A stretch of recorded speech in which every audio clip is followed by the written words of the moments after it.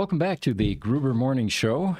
This is the EV portion. I'm Pete Gruber. I'm Mark Schaffner. Good morning. Welcome, everybody. Glad to have you here. And we have a interesting footnote here, a historic footnote today. Yeah, we're going to celebrate today the 6-year anniversary of the launch of Starman. Does anybody know where he is right now? There is a tracker. I can look into it. I think there is a tracker. Yeah, if you can. I did get a few basic facts off of the website whereisroadster.com. I think that's the one that Jesse's going to look at. So far, Starman has traveled 2.977 billion miles. So he'll be crossing 3 billion miles in a few days.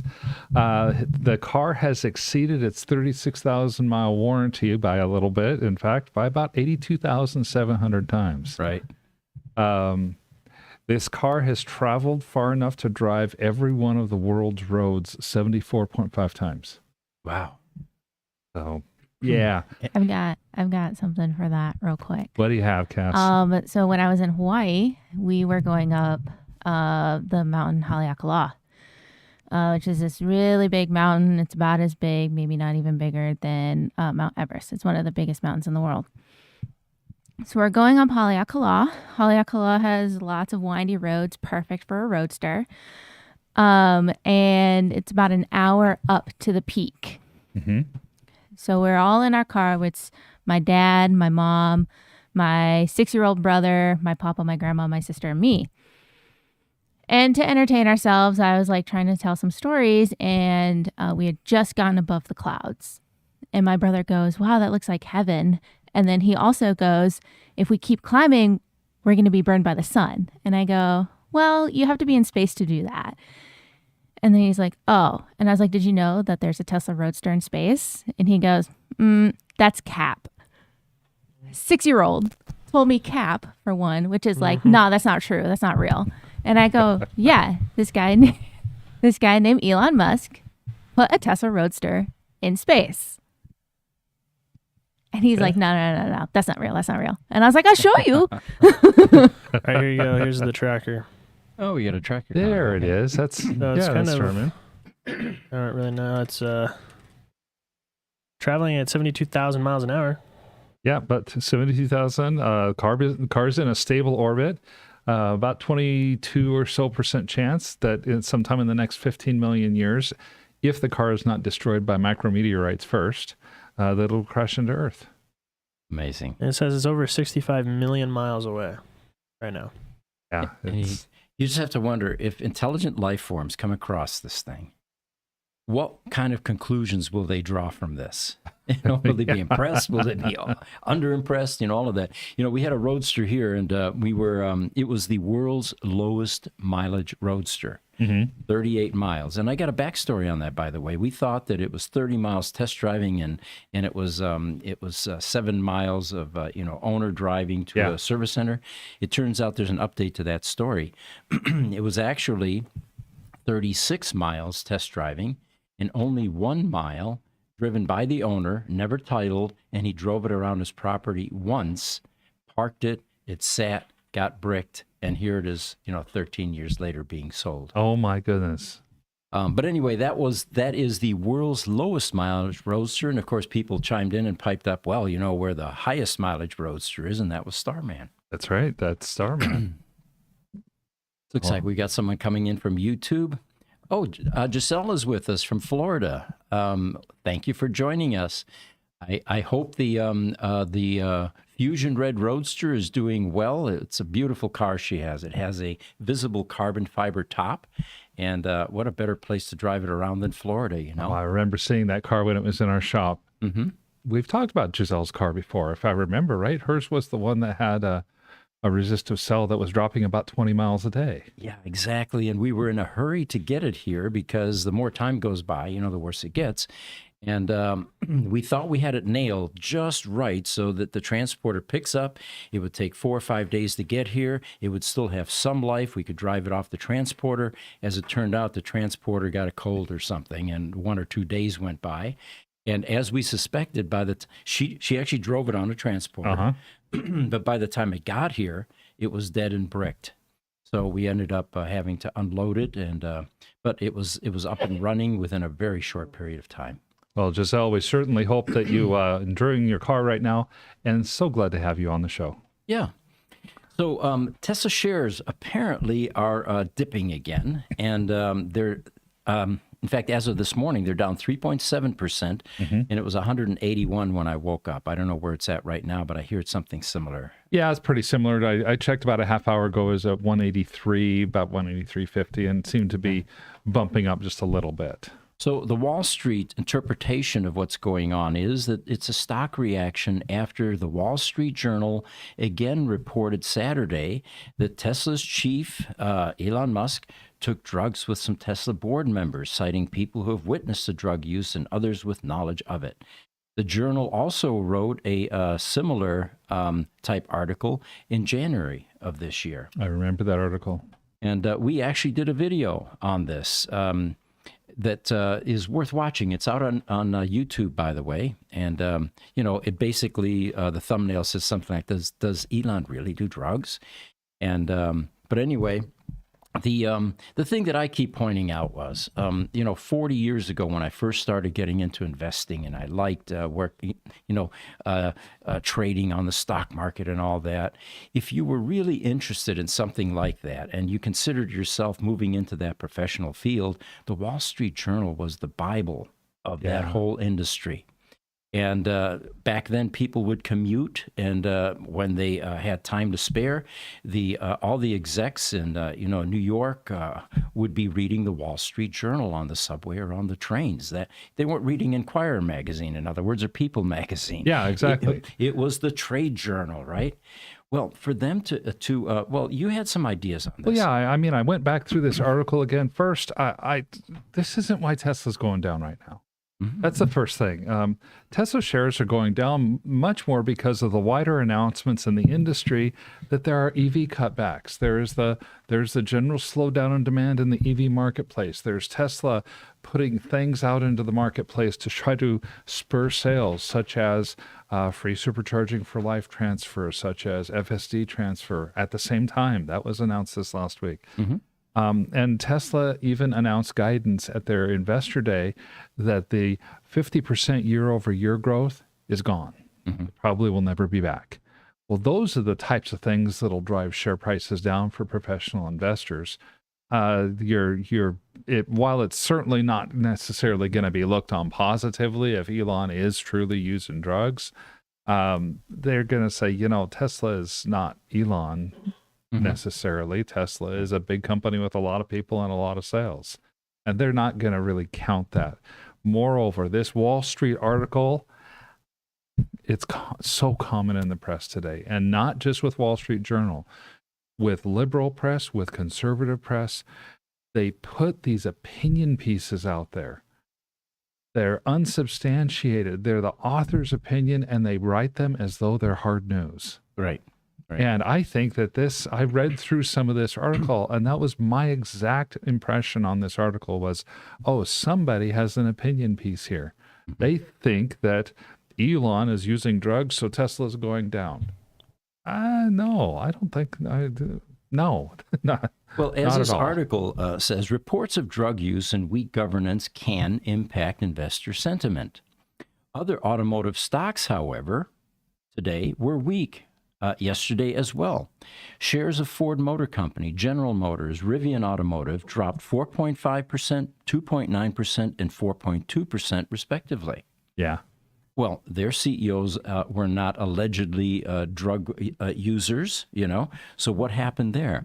They say that the primary problem, at least according to this article, is the entire sector was affected because of rising interest rates. The 10-year Treasury bond yield, for example, closed at 4.162%, which is up from 4.023% on Friday.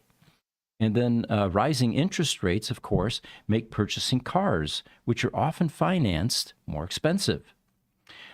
So that's what they feel is truly weighing on the investors at this point. And I think that makes a whole lot more sense. I was talking to a relative over the weekend about, they were looking at car financing and deciding whether or not to help one of their kids get a car. And they said, it's crazy. They said, pristine credit, like 830 credit score. And the best they can do for a new car is 12.9% financing. That's way up there. Yeah. So, and they're like, no, we're not going to do something like that. That's stupid. Mm-hmm. So that would have a lot more to do with why car shares might be down, because it's an environment that's harder for people to buy cars in. Mm-hmm. Instagram's coming in. Vinath Yes. Swami Das says hello. Hi, how are you? Hi. Instagram, Dinesh Kuma 436. He says, hello, Vanakam. That's a Thai greeting.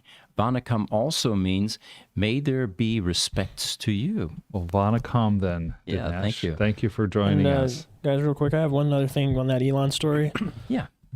So it's not only that Wall Street Journal is putting that out, that opinion piece out as fact, and it's unsubstantiated. That is part of it, but it's also, there have been multiple articles that have come out. Elon himself also tweeted when this article came out and said that because of his ties with SpaceX, NASA randomly drug tested him for 3 years, and he never once tested positive for alcohol or drugs after that Joe Rogan interview in 2018.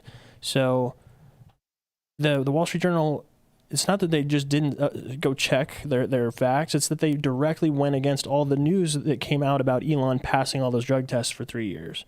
So it's in direct opposition to all of the information that's been out there.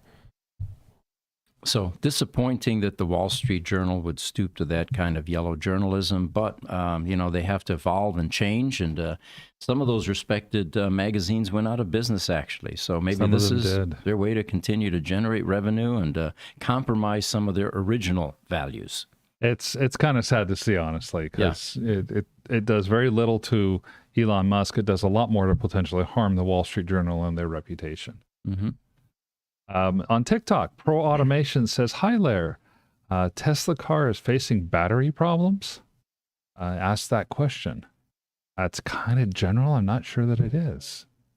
Well, the thing that's in the news most often these days regarding Tesla and battery problems, and it's probably a broad stroke here, is the problems with the Model S and the Model X platforms.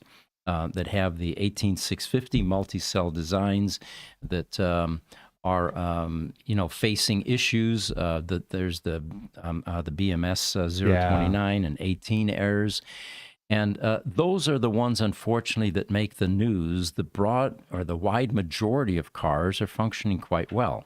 But of course, when you get a car that is just left warranty, the 8-year drivetrain warranty, and you're now faced with a replacement at a Tesla service center, anywhere from $14,000 for a remanufactured battery pack, if they have one, which isn't that common, Right. or a brand new replacement pack at $22,000 for a car that's worth $30,000 maybe.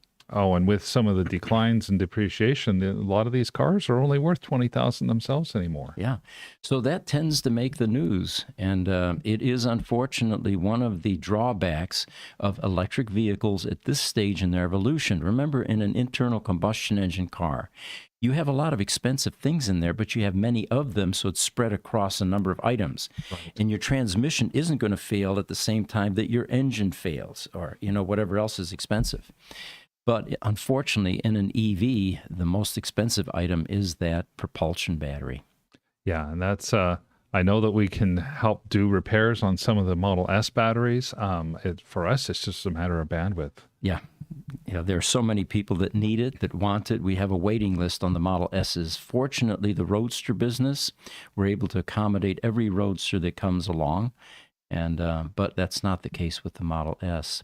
By the way, speaking of Roadster, the Roadster podcast is 11 o'clock. Mm-hmm. So in about 45 minutes or so, we're going to rebroadcast on the Roadster podcast. So any of you that are interested in Roadster issues, or we'll cover some EV topics, but you can continue with us at 11 o'clock then on the Roadster podcast. Highlander's joining us on YouTube. He says, hi, gang. Welcome, Highlander. Says, I can't afford to buy new with these high interest rates. Yeah. I totally agree with you there. And then Van Gogh has joined us. It says, Mark, missed ya. I missed you too, Van Gogh. Glad to have you here. Yeah. And he also says, we love your TikToks, Pete. Are you guys posting a lot more TikToks these days? I think we post one every day. Every Aaron day now? is on that. Okay. On top of that, I think. Yeah, one a day through the weekend too. You know, what typically happens, and I'll give you the background here. Social media sits right outside my office. And on most days, they will come in and say, hey, let's go shoot some videos. And I say, okay, I got a few minutes. Let's go do it, right? Yeah. And we go out there. It's all ad hoc, impromptu. It's live stuff that's happening. We'll go over to GMC, for example, and they're taking a suspension component out and looking at it and saying, wow, here's what happens when the bump stop deteriorates and falls off a shock. It will hyperextend, and it can actually damage the frame. We just had one of those, actually. Oh, my gosh. Yeah, it pounded right into the frame and dimpled it a bit. So it's things like that that are real, live, and actual what's happening. You know, and every once in a while, the shop will come with like what Victor has made here. He gets this. Yeah, tell us about it, Mark. What is this? Victor came to me on Monday and said, hey, you should show this to your people and maybe even do a giveaway. This is a piece of aluminum, and Victor on the side has a vinyl business. He'll do T-shirts for us. Victor's company is responsible for Pete's Gruber Motor Company shirt. And so he did a vinyl stencil, a very detailed stencil of a Roadster. Mm-hmm. And I love how it looks. And yeah, give us some suggestions on what we might do for a giveaway for that. And, there's another element to this, too, so this could become a keepsake, I suppose. This piece of aluminum is actually a scrap piece from our machine shop where we make computer furniture, basically, computer data center furniture, things like racks and shelves and cable management panels. And I always go in the scrap pile over there and I pull things like this out. And what I did with this was I just simply resurfaced it, drilled 6 holes in it, countersunk them, so this can be mounted. So this actually has my DNA in it as well a bit. Oh, that's very cool. I didn't know that. Mm-hmm. So we'll just leave that particular guy right there and keep it up for the show. And so on Instagram, Skolwiek Gregor. Thank you. Skolwiek Gregor. Hello from Poland. So thank you for joining us. By the way, the people on Instagram are not able to see the background, yeah. Which is a Tesla Roadster with a Falcon Heavy rocket blasting off in the background. And we really appreciate you guys telling us where you're from, because our audience also likes to see what a global reach we have. Here's another one. Instagram, Rahul Baj says, hi, guys from India. Yes. Thank you for joining us. Thank you. And Pete, speaking of that, we got a comment today on the Lucid video that we did with My 3 Vencut. Mm-hmm. And somebody was saying if we can get that into Indian, Hindi, I think, something like that. So I think we might use AI for that, and we can translate. So our India viewers might be getting some content if we can figure that out. Yeah, what Jesse's talking about is we do features, short videos, bios, for example. There's one coming out about Peter Rawlinson. We've done one about Mary Barra. Martin Eberhardt was kind enough to give us a revised bio. Those are all going to be released, and our goal is to acquaint people in the EV industry with the movers and shakers and the leaders. And we're not talking about an hour video. Nobody likes to hang in there and watch that long a video unless it's a highly produced Netflix movie, right? Right. We're not that good. So we're going to capture your attention for maybe 3 minutes, 5 minutes tops. Well, anyway, My 3 Vencut is the battery Jedi at Lucid. She's a chemical engineer and has done major development on their battery system. Ah, okay. So that's what's out on our YouTube channel right now, and she is from India, of course, so I understand why that would resonate. I do hope we can get that into Hindi. And I know that Peter Rawlinson has replied to us and said, thank you for sending us the bio information. The draft. I'll be glad to take a look at your draft, give you some updates, and get it back to you. So we're hoping to get that soon as well. Right. All right. TikTok. Z Nastoki says, good stuff, guys, from Detroit, Michigan. Well, thanks for joining us. Thank you. And on TikTok, Tris Kaideka is from Boston here. Boston, okay. So thank you. TikTok, Otter. Hi, guys, from Erie, Penna. Which is probably Pennsylvania. Okay, there you go. Yeah. All right. So moving right along here, we've got a few more items to talk about in the EV portion of the podcast, or general EV. Mark, you had a tire story here. What's this all about? Yeah, I came across I'm doing research for the show this morning. Found an article on whether or not EV tires are worth it. Now, you've heard about these new tires that have been Special, coming out. yeah. They're kind of supposed to be special. They're supposed to last longer. They're supposed to be quieter. Well, they're a lot more expensive as well, and it tends to be.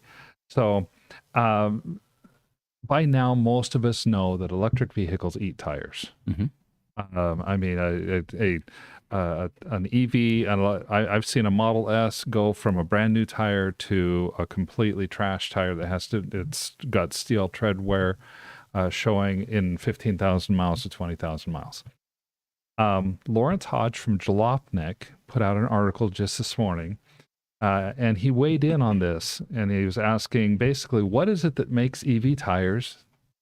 What are the differences What's between special an about them? Yeah. EV tire and an ICE tire? What makes them special? Why are they more expensive? Are they even worth it? Mm-hmm. And he talked to some executives at Bridgestone Tires. They have done research and have found that EVs in general do wear through tires about 30 to 40% more quickly than a comparable ICE vehicle.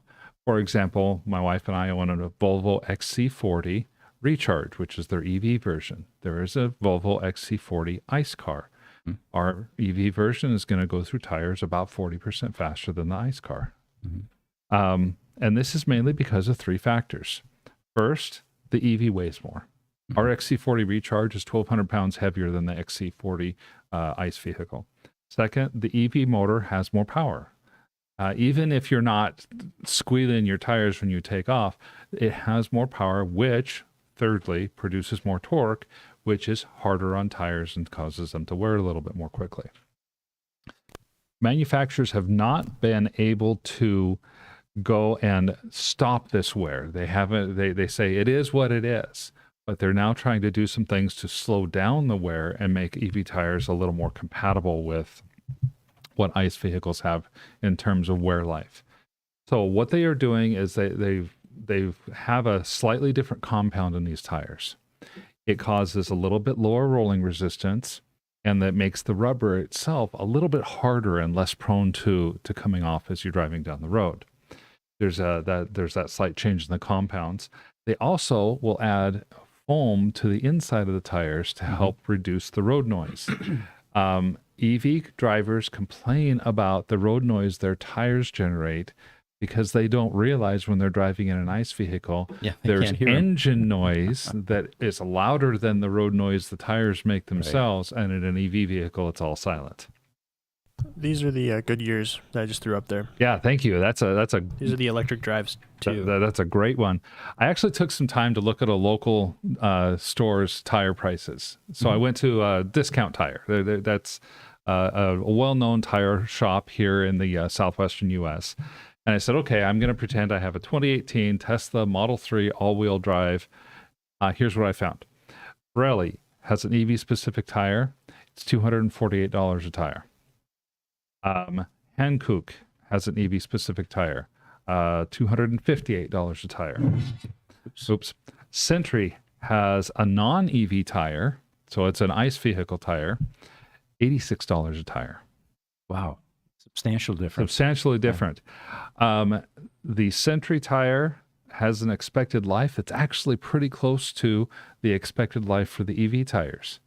The Sentry tire is expected, although it has a 50,000 mile quote-unquote warranty on an electric vehicle, they're saying they estimate that you'll get between 25 and 30,000 miles on it. Well, the Hankook tire, which is 3 times the price, they say you'll get about 28 to 35,000 miles on it. So a very small increase in distance. And there is at least one tire shop, as written in the Jalopnik article, that says, if you're going to be driving in a spot that gets slick or that has wintertime temperatures, the ICE tires might actually be better because their composition being just that little bit softer will give them better traction and better steering and stuff in inclement weather. Interesting. So the conclusion at the article, and I think my recommendation as well, as with all things, do your research. Yeah. Don't believe the people that say you can't have an ICE vehicle tire on your electric vehicle, though. That's not true. You definitely can, and depending on where you're driving, it might even be better. So that extra price for the EV tires, if you want it, it's quieter. There's no question about that. If you like the quiet, then you can go to the EV, but understand that you're not necessarily getting a tire that will last a lot longer. Right. Interesting story about the Tesla Roadster. When I first got mine in 2014, it had good tires on it, of course. And I was surprised that within 6,000 miles, my tread was gone on my rear tires. Yeah. And it was because I couldn't keep my foot off the joy pedal. They don't call them gas pedal anymore, or Yes. accelerator pedal. So I realized that either I was going to have to live with an elevated tire cost or change my driving habits. So I went to Costco, and I started to do some research, and they had 40,000-mile warranty tires. And I thought, what a deal, right? I can continue to do the go pedal thing, right? It turns out that it's 40,000 miles warranty if you do tire rotations. Right. Which you can't do on a Tesla Roadster because you have 16s in the front and 17s in the rear. If you can't do tire rotations, then it was a 20,000-mile warranty. So okay. I still made out. But the reasons that they gave was that that the tires on an EV are going to be accelerated wear for a number of reasons, like the one you mentioned, but I'm surprised they left out regenerative braking. Because you're actually wearing tires in both directions when you're accelerating and when it's stopping, and it's doing that constantly with regen. Oh, I totally agree with you there. You're right. That is so true. You're using your tires and the engine or the motor to regeneratively slow you down and put electricity back into the battery. That's hard on tires. Yeah. So you're exactly right there.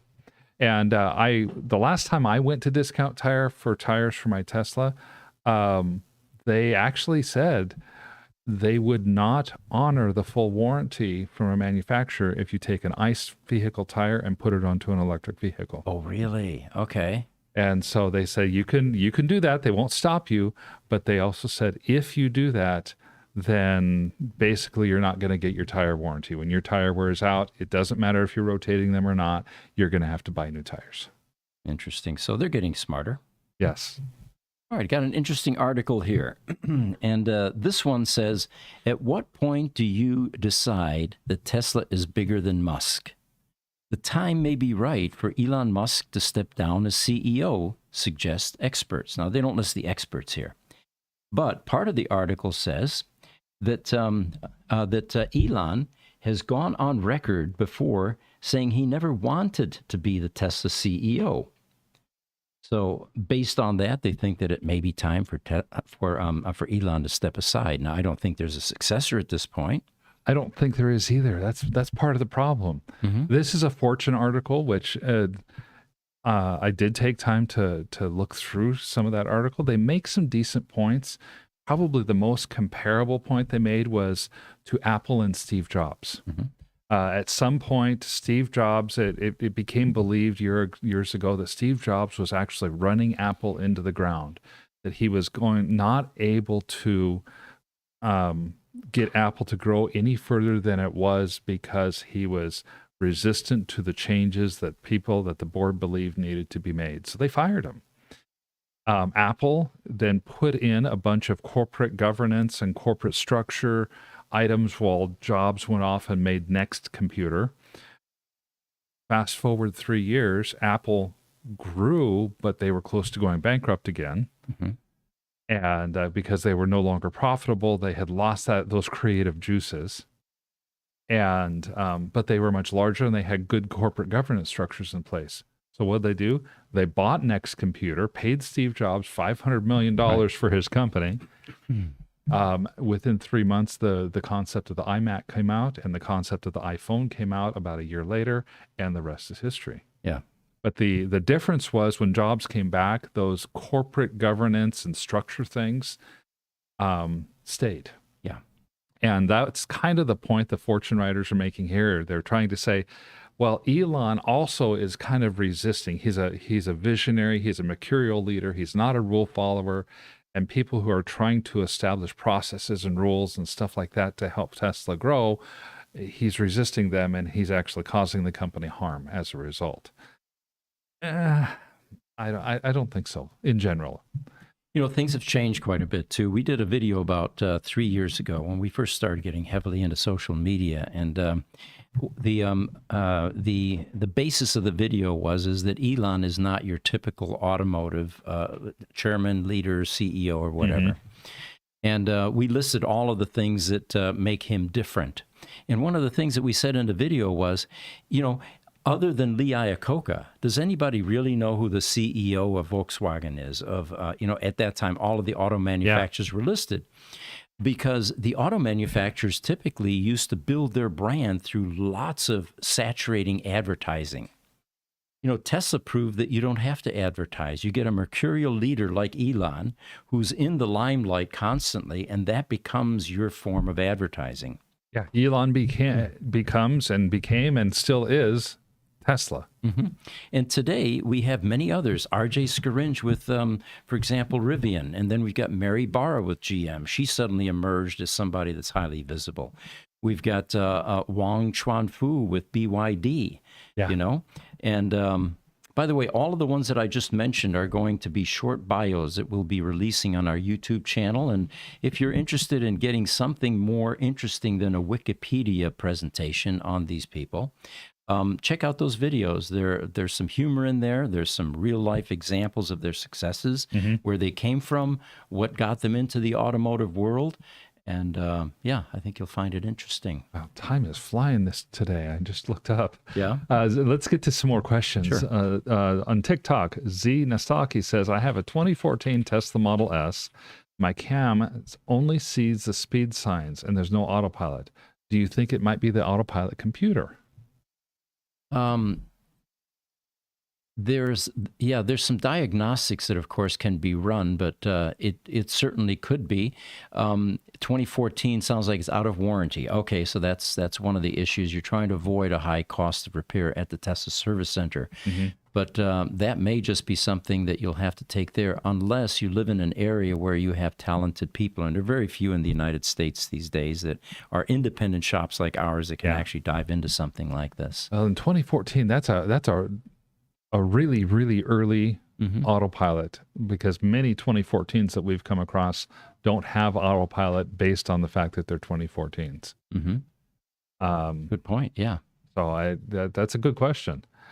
TikTok, Triska Deka says they need to program the computer for user selectable mode for extended tire life. So you begin to make the regen adjustable, and you dial in the mileage that you want on your tires, basically. Put in the brand, the type, and it can forecast to some degree. I think I think there's some goodness there, because now Tesla's actually moving away from this. You could have the low regen, the low regen mode, which they already have, but they're moving away from.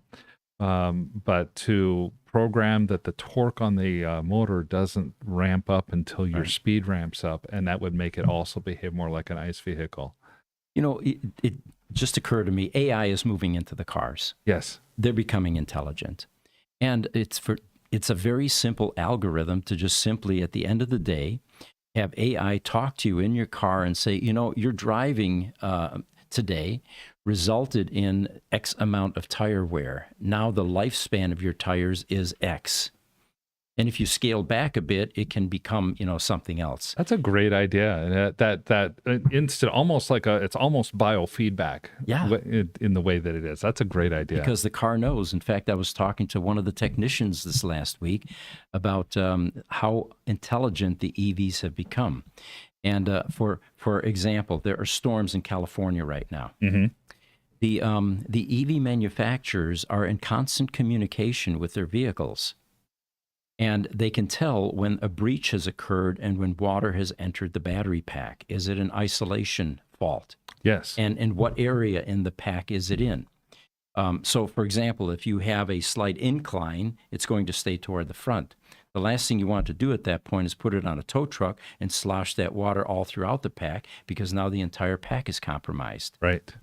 But the serviceability of these cars has taken a quantum leap in the amount of data available. For example, the service guy was telling me, we can actually look at a zip code, and we can see all the cars within that zip code. We can see if they're stationary. We can see if they're moving. We can see what speed they're doing, all of that. So service has taken on a whole new dimension, the ability to service these cars and to make predictions like we talked about. What are you doing to your tires? Right. Well, I mean, at what point does the AI service take a look and say, oh, I've got somebody going 140 miles an hour down the freeway. I'm going to shut down that car. Or I'm going to report that to the local PD. Yes. For a speed trap. Heaven forbid, yes. Our cars are actually working against us at that point. You know what I wonder, too? At what point will you get a car that's intelligent enough to have you set an autopilot in the driveway and it simply start from a stopped position? That's one thing I still haven't seen. Mm-hmm. Even with the more advanced autopilots and full self-driving, you have to start your car and get moving, and then you can go into your autopilot or self-driving. Sure. I can't imagine there are any barriers to that, and the technology exists today, but I'm sure that there will be some backlash from owners who want control of their vehicles. Yeah, I'm thinking so. Yeah. TikTok, YouTube, Highlander, kindness is always free. The phrase is mine for merchandising. The other people selling it on Amazon are in big trouble. Don't mess with nuclear submarines. Good point, Highlander. Thank you. TikTok, Tris Kaideka says, to false hopes. By changing the torque curve applied to the wheels, it would minimize the fun factor, though. Okay. And this is the question that False Hopes had above us that I missed. User selectable, meaning what and how would it save tire life? So that was how it would save tire life. And False Hopes replies and says, oh, okay, so I see like going from cheetah mode to battery saver or something like that. Right. And then Trescadeka says, yep.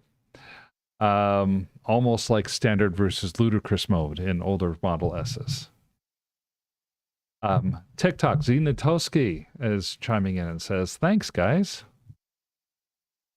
All right. So we should probably talk about Elon Musk's pay package getting voided by the judge in Delaware. Yeah. Have you ever heard of a pay package quite like that? Well, the term billions really didn't come into existence until the last few decades. If you were extraordinarily wealthy, the language was usually millions. It was never billions. Yeah, you were a multimillionaire is what they would say. Countries might have a GDP of billions, but certainly not individuals, private individuals. So this has all changed dramatically. And where will it end? Now we're talking about $1 trillion already. There are a couple of contenders for that, too. Mm-hmm. I think Bezos, Musk, and there's this new guy that just popped up. They said that he's actually wealthier than Elon Musk, and no one knows him. Yeah, I don't know much about him myself either. So philosophically, let's talk about that for just a moment. Wealth. Do you remember as kids we used to collect things, baseball cards, marbles, right? Mm-hmm. And you were the talk of the town if you had more marbles than everyone else. Mm-hmm. But what would you do with, boxes of marbles other than admire them and maybe trade them, right? Well, this thing about the richest man or, all of this money that's been accumulated, it kind of fits in the same category, does it not? I mean, what value does it really have? You reach a certain level in life where you don't have to be concerned about income anymore because you have lots of money that takes care of all of your needs. In fact, you probably can't spend it all. You have so much. So the quest for more is kind of puzzling to me. What is the point? I think that's a great question. What's at some point, a lot of these wealthy people literally are at a point where they could, if they were to take the time to stop on the sidewalk and bend down and pick up $100 bill, they're losing money. Right, yeah. Their time is worth more than that. You take Jeff Bezos, for example. was married for, I don't know, a couple of decades or so. Then there was a dissolution of relationship without details, which is, I respect that. It's it's no one's business. And suddenly a quarter of the value of the company goes to the ex-wife. And she's now a billionairess, I think, Yeah. Jeff, on the other hand, gets a new relationship. He now has not just one yacht, but 2 yachts and a helicopter, because it's easier to transport from the yacht with a helicopter to the terrestrial location, Sure. And lots of mansions, too. And sometimes the mansions aren't bought because you want to upgrade and you need just one and you sell your old one. They're because of different locations, And it just seems to me that the amount of overhead that you need to concern yourselves with now becomes overwhelming. To take care of all these properties, you need staff, you need property management people, you need companies that actually manage all of this. Then you have a house that's got, 65 rooms. What is the point? It's like going to a hotel and then realizing that all those rooms are yours. What would you do with them all? How many bathtubs do you need? Yeah. How many kitchens do you need? I mean, these questions just keep on coming. And so anyway, that's my take on it. I tend to get a bit philosophical like this at times when we hit some of these topics. But we were talking about Elon Musk's pay package. Okay, so my one take on this Right. is Peter Rawlinson jealous? Well, we spoke about that Since earlier. he only got 300 million and Musk is going to get 55 billion if this can go through. My take on that is that Peter, who is Welsh, by the way, doesn't like to be considered from England because he's British. That's a very important distinction, apparently. I think that Peter is pleased as can be that the limelight and spotlight is off him finally and being directed at someone else. Because remember, that $340 million that he got as part of the package that he signed up for has been a serious thorn in his side. Sure. Especially considering that shareholders are screaming bloody murder, that they're, that they have lost equity and that no one's making any money, and that Peter is sitting. Now, of course, you have to understand. Yes, there's $340 million attached to Peter Rawlinson. Yes. But he's not liquid. It's not like he can go out and buy a $300 million mansion. This is all money that's tied up, that's comparable to being in probate. He doesn't have easy access to any of this. Oh, absolutely. And when he got it, it was in Lucid stock that was worth at the time about $55 a share. And so his $340 million at that time is actually worth about $15 million today. Right. So getting back to the original question, how do you think Peter feels about, someone else coming along?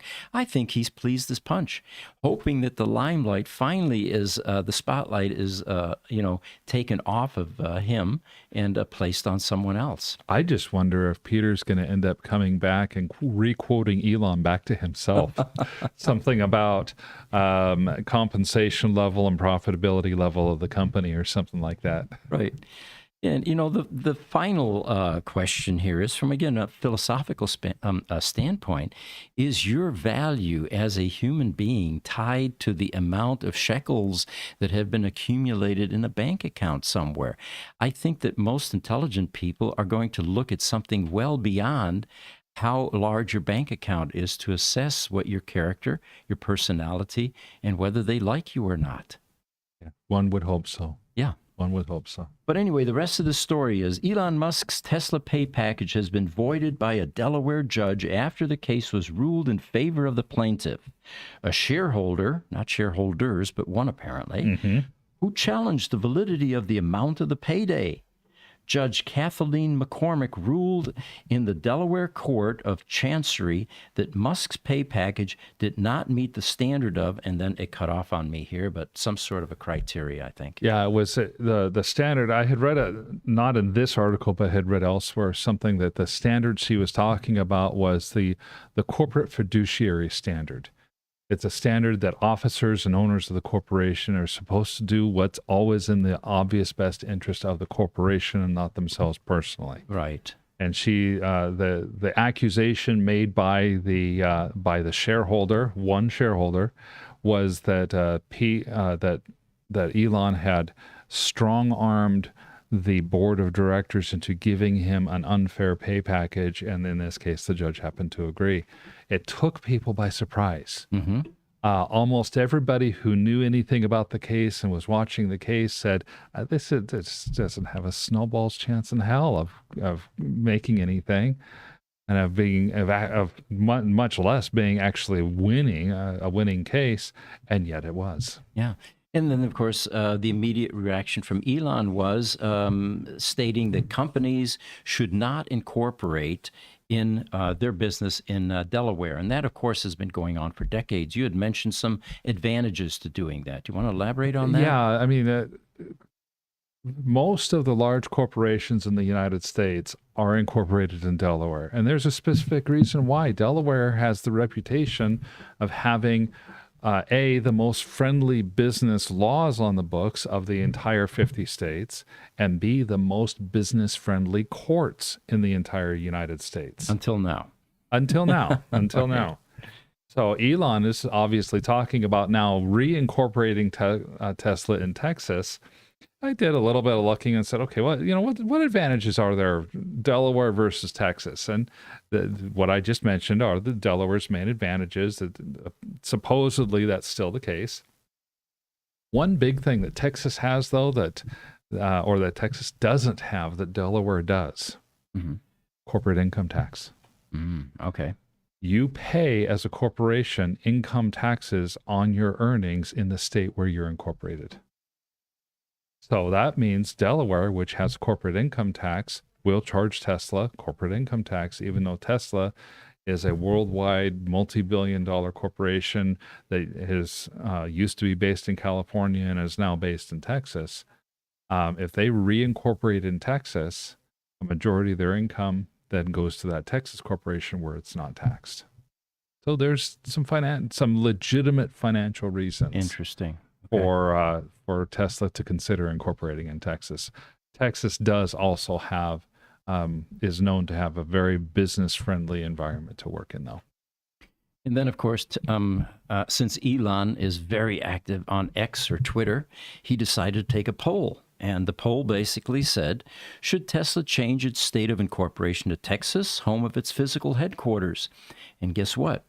87.1% of the respondents agreed and said yes. Only 12.9% said no.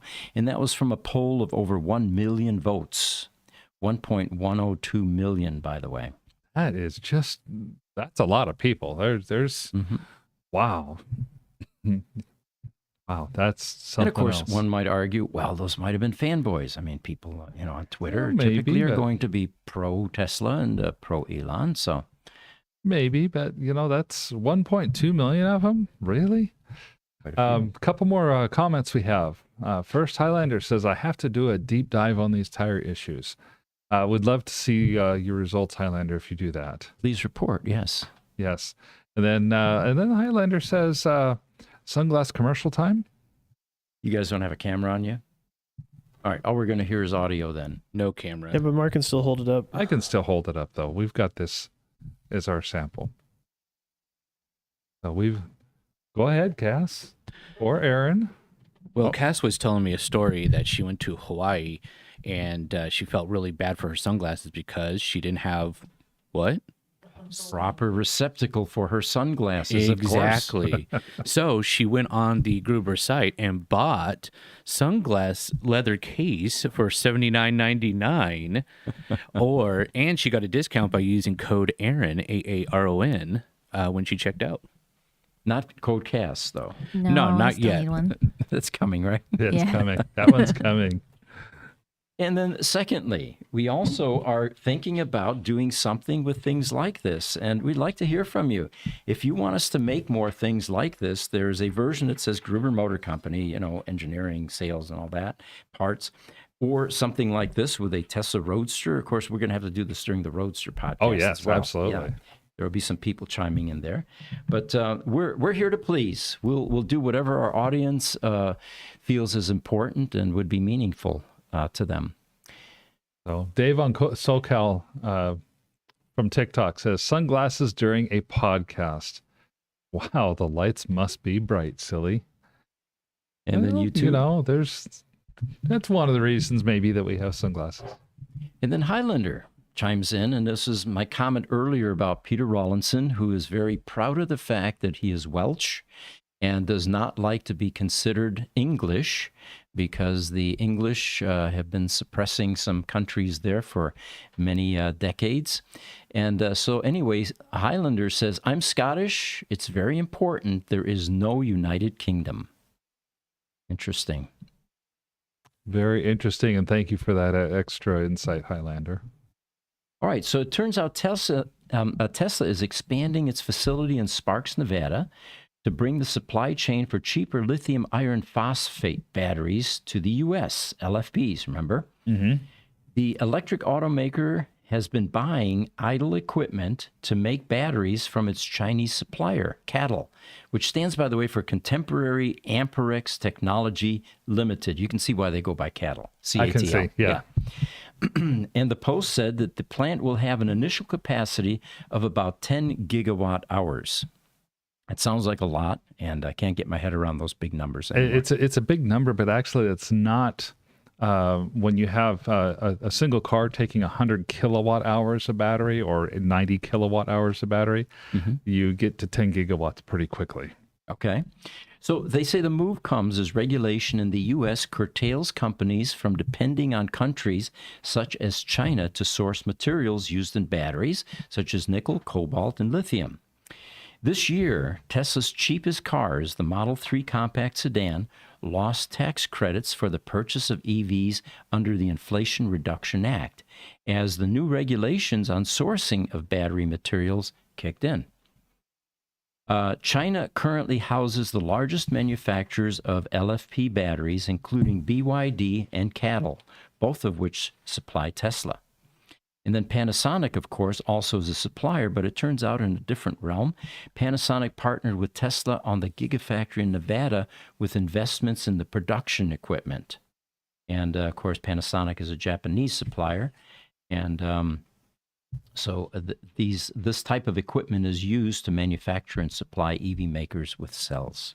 We're going to continue to see this type of investment go on over the course of over the next several years.